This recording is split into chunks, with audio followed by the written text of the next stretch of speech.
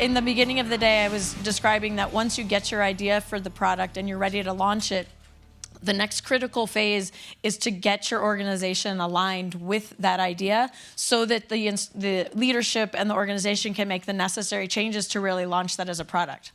So when we were going through the BizLab project with our first set of stations, this sort of realization occurred to me that we needed a pitch coach. We needed our teams to be able to go to their leaders and give a persuasive pitch on how to get their idea out of the lab and into their station. And this was with WAMU and Louisville Public Media, our first stations to go through the process. And so that's when I met Tamsen. Tamsen has been a 20-year veteran of communication strategy and helping people tell their story with the evidence that they have and the data they have, to convince people and leaders or whatever the audience is that you're trying to convince, but to get them to take action. So with that, I'd like to welcome Tamsen onto the stage. If you've ever taken a little tiny picture, I know there's a lot of folks in marketing communications here, so you're telling people not to do this, and there's like the perfect little picture, and then someone tries to blow it up, and it looks like that. It's because there's not enough data in that little tiny piece of information in order for that piece of information to survive at scale.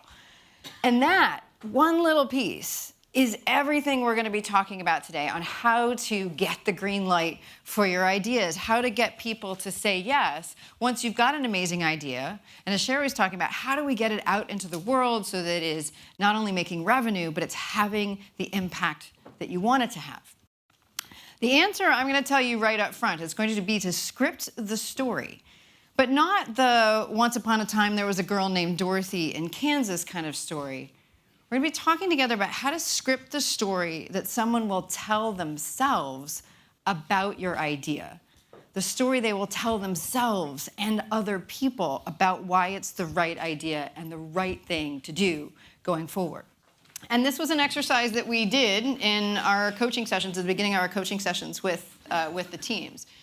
And so what I'm going to do here is I'm going to walk through, so that you can see how it works, how we filled in the blanks and how those blanks match up to the story that we're talking about. I have an opportunity to bring, there's Rebecca, up to kind of walk through this as a slightly live conversation.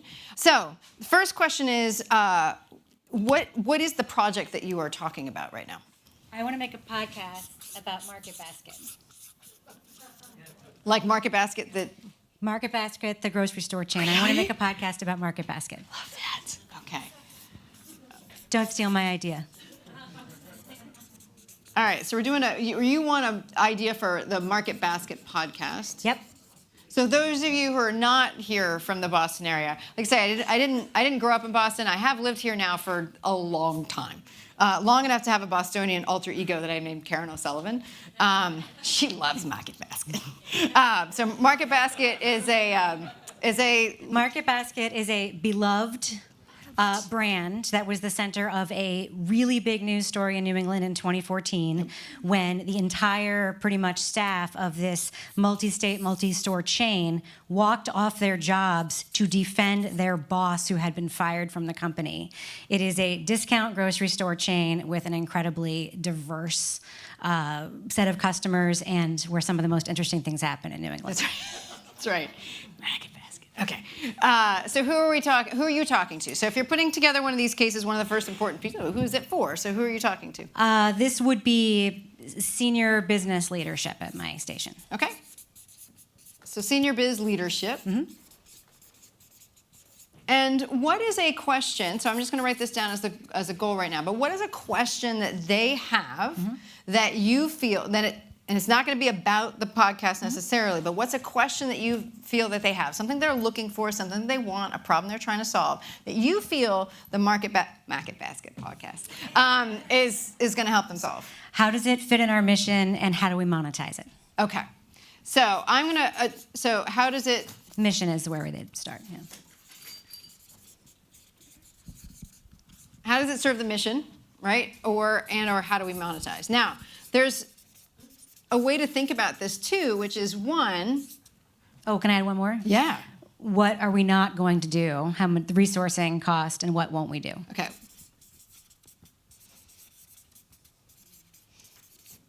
Now, the ones that I want to focus on right away, because again, if you were introducing this to them for the very first time, oftentimes a very good place to start is, what is something that's actually, imagine they haven't even heard about the podcast yet. And the reason why I like these two that you've come up with mission and monetize, is that's probably a pretty safe place to go, which is that your senior leadership is always going to be worrying about, how can we further the mission? How can we do this? Or it might be something that's more specific to podcasts, like, hey, how can we get into this podcast space that everyone's talking about?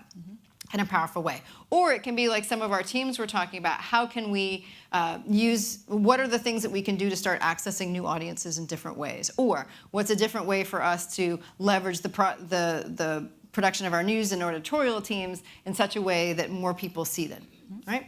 So let's keep with this. Like, all right, how can we? Is there something specific that New Hampshire? It's New Hampshire Public Radio. Yes. Yeah? That NHPR is really focused on right now, like a particular strategic initiative that you think you're like, this actually fits into that. We have some really successful podcasts. Okay. We have a track record of a podcast with national interest, large audiences, and we are now focused on how to make that more central to our funding, to our audience growth, really leveraging those properties. Okay. So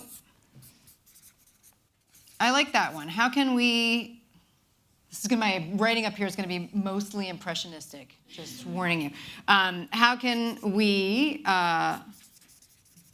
leverage podcast opportunities to access new markets? Is that what you said? Okay. Now, when we're thinking through this, right?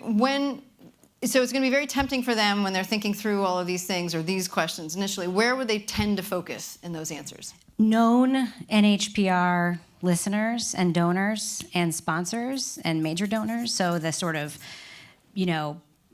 for lack of a better, somebody said it earlier, the 58-year-old, white person. How do we? That sort of known audience, people we know how our member prospects. Okay, and where do you feel there's an opportunity to focus?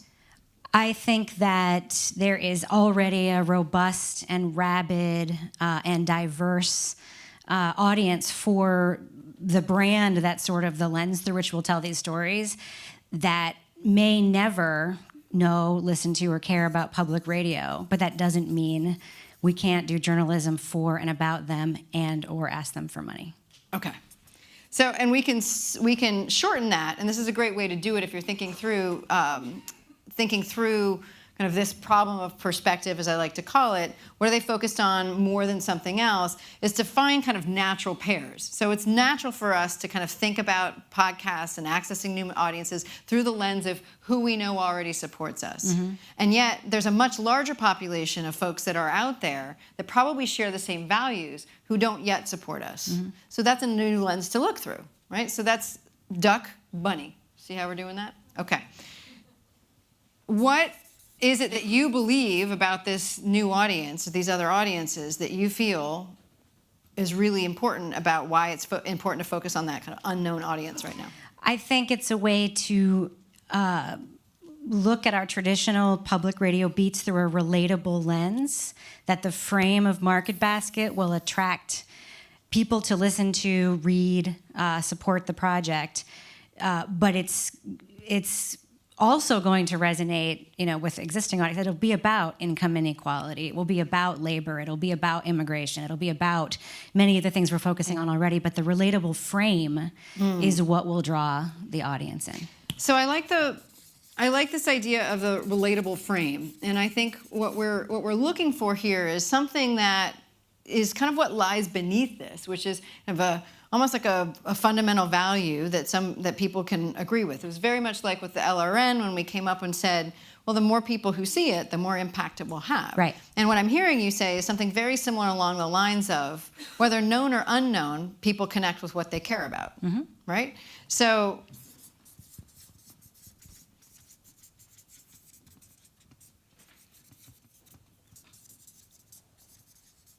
and you might see what I'm trying to do here is that what we're looking for in this kind of idea is something that actually speaks to both parts, right?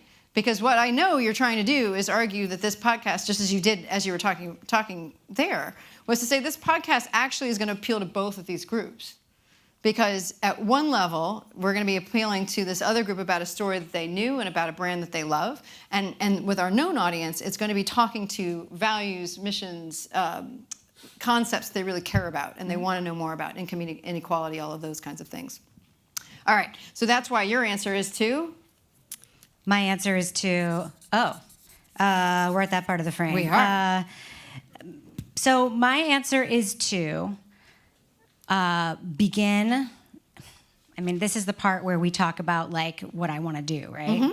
Okay, so my answer is to create an on-demand framework through a podcast and online stories and radio series that tells important stories and frames them through the lens of a brand that has already built an audience and community. Okay. So I want to tap into the market basket frenzy crowd and create a podcast for and about them that will resonate beyond.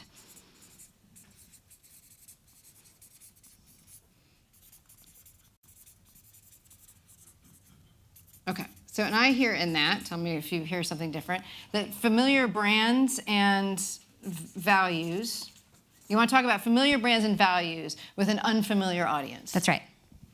Right? And then the very specific action then you want them people to take is to then, let's stop doing one thing and let's do another. I mean, that's a, by the way, hypothetical. It's not, but, so what's the free prize if they were to do all this? What's the free prize? That's a very good question. The free prize would be, we now have a way to rethink the journalism we're producing. We've created an idea that we can replicate where we want to talk about the environment, about immigration, about the economy, about labor. What is a thing that has an existing set of an audience around it that we can focus that reporting through? So it creates a model for that kind of conversation. Yeah, when absolutely. we want to create a single content project.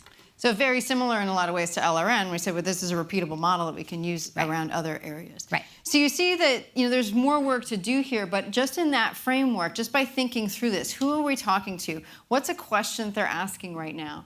Where would they typically focus? Where is there an opportunity to focus differently? Why is it important for them to focus there? What does that mean? And what will they get for it? Now you've got the heart of something that you can then put together as either a conversation or as descriptive copy or as a basis of a platform for content going forward. Because if we were to put it all together, say, hey, I know we've been doing a lot of things with podcasts lately, and we're trying to figure out how do we use and leverage those opportunities to access new markets. And a lot of times it's very tempting to us to focus on those podcasts on what we're very familiar with, on what our audience currently cares about. But since we're trying to access an audience that we don't quite know yet, that there's this much bigger audience that's out there, we need to fall back on something that we know is always true, that people connect with what they care about. That's why what we think would make a lot of sense with what we're doing with the podcast is to focus on familiar brands and familiar values in order to reach unfamiliar audiences, to use the brands that are familiar to the folks that we don't yet have in part of our family and connect them to the values with those that are. So not only will we be able to deliver on our mission and potentially be able to monetize it, could also be potentially a repeatable model for us to use in the future. Nice job. Works? So you did that. Thank you so much, Rebecca. Thank you. You can keep that. So I hope working through that helps you see how this process fundamentally can work when you're putting all this together, because ultimately this is what we're trying to do for you, for your stations, for the media that you're putting out there, is get the green light for that. And we know we can't just give people an answer. We know we have to make a connection for them between what they're looking for and what we have. Something that has these elements of satisfaction, suspense, and story, something that fundamentally will be the story that they tell themselves.